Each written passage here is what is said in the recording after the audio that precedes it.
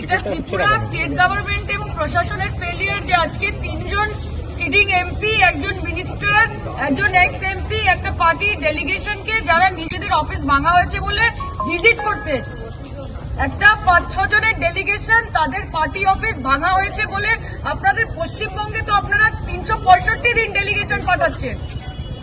আপনাদের cabinet minister থেকে শুরু করে ইউনিয়ন মিনিস্টার থেকে শুরু করে আপনাদের এমপি এমএলএ কেউ বাদ নেই এবং গভর্নমেন্ট প্রতিনিয়ত তারা যাচ্ছে, গভর্নমেন্ট থেকে তাদেরকে প্রোটোকল দেওয়া হচ্ছে, প্রোটেকশন দেওয়া হচ্ছে। আপনাদের এত কিসের ভয়? আমরা এখানে কি আজ ইলেকশনের জন্য এসেছি না কিসের জন্য এসেছি যে এখানে একটা 6 জনের একটা ডেলিগেশনকে আপনারা পার্টি অফিস অব্দি যেতে দিতে পারছেন না, যে আপনারা ফোন করে করে সব ড্রাইভারদেরকে হুমকি দিচ্ছেন? এত ভয়? এটা থেকেই বোঝা যায় যে মমতা বন্দ্যোপাধ্যায় কত বড় লিডার, তার প্রভাব এবং প্রতাপ কতটা, এবং গণতন্ত্র পশ্চিমবঙ্গে কতটা।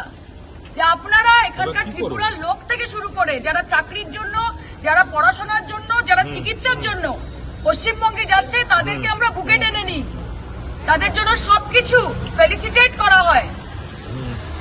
কিন্তু এখানে জনপ্রতিনিধিরা আনফরচুনেটলি, এটা ত্রিপুরা সরকার, বিজেপির ডবল ইঞ্জিন সরকার, ভারতীয় জনতা পার্টির ডাবল ইঞ্জিন সরকারের ব্যর্থতা যে আজকে এই পরিস্থিতির মধ্যে আমাদেরকে এয়ারপোর্টের বাইরে ধর্ণা দিতে হচ্ছে। জনপ্রতিনিধিদের গাড়ির নিরাপত্তা দিতে পারছে না, সাধারণ মানুষের নিরাপত্তা কি করে দেবে?